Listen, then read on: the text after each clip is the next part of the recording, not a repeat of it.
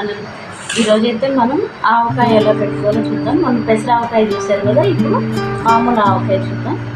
ఇలాంటి ఇంత సైజు కాయలు 4 కాయలు ముక్కలు కోయించుకొని వచ్చాను నేను. అన్నీ ఈ బౌల్తో నేను మెజర్మెంట్స్ చెప్తాను. ఈ బౌల్తో 5 గిన్నెలు అయినాయి మామిడికాయ ముక్కలు.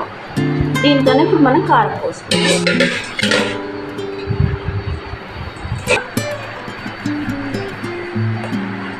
కారం కొంచెం ఎక్కువ ఉంది, అందుకే నేను 5 గిన్నెలు మామిడికాయ ముక్కలు తీసుకున్నాను. ఇంత తక్కువే తీసుకున్నాను, ఇంత తక్కువే తీసుకున్నాను.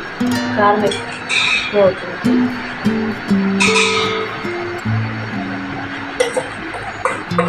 ఇది ఆయిల్దే కడిగాలి.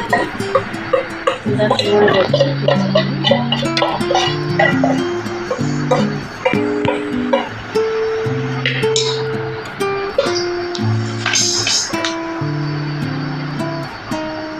సగం గిన్నె ఉప్పు,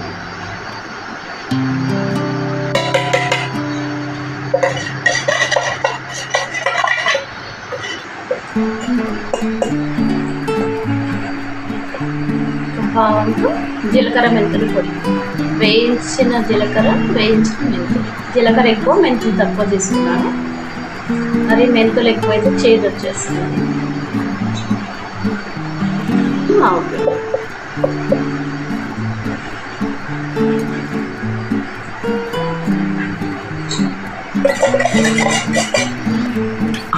ఇందులోనే అల్లం వెల్లుల్లి పేస్ట్. ఇది కూడా అల్లం ఎక్కువ, వెల్లుల్లిపాయలు తక్కువ వేసాను.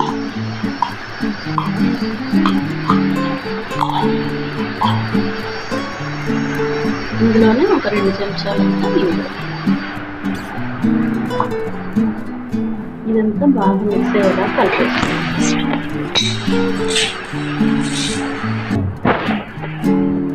ఆయిల్ పోసుకోవాలి.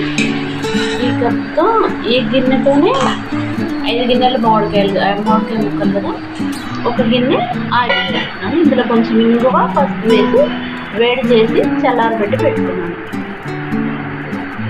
ఇప్పుడు ఆయిల్ వేసేస్తున్నాను.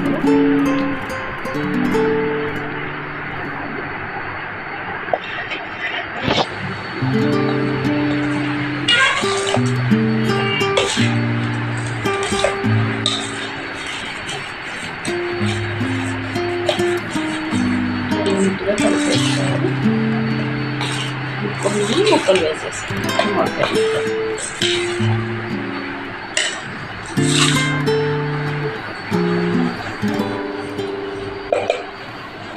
ఉల్లిపాయలు కూడా వేసుకోవాలి.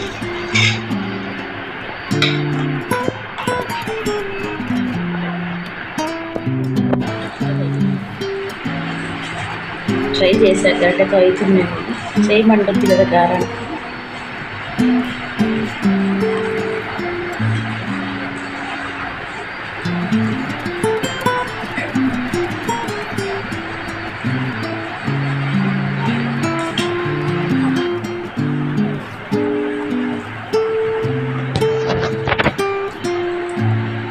చూడండి, టేస్టీ ఆవకాయ నిమిషాల్లో రెడీ అయిపోయింది. ఇది 3వ రోజు ఒకసారి కలిపేసి ఉప్పు సెట్ చేసుకొని సరిపోయిన తర్వాత చూసుకొని తినటమే. Thank you so much.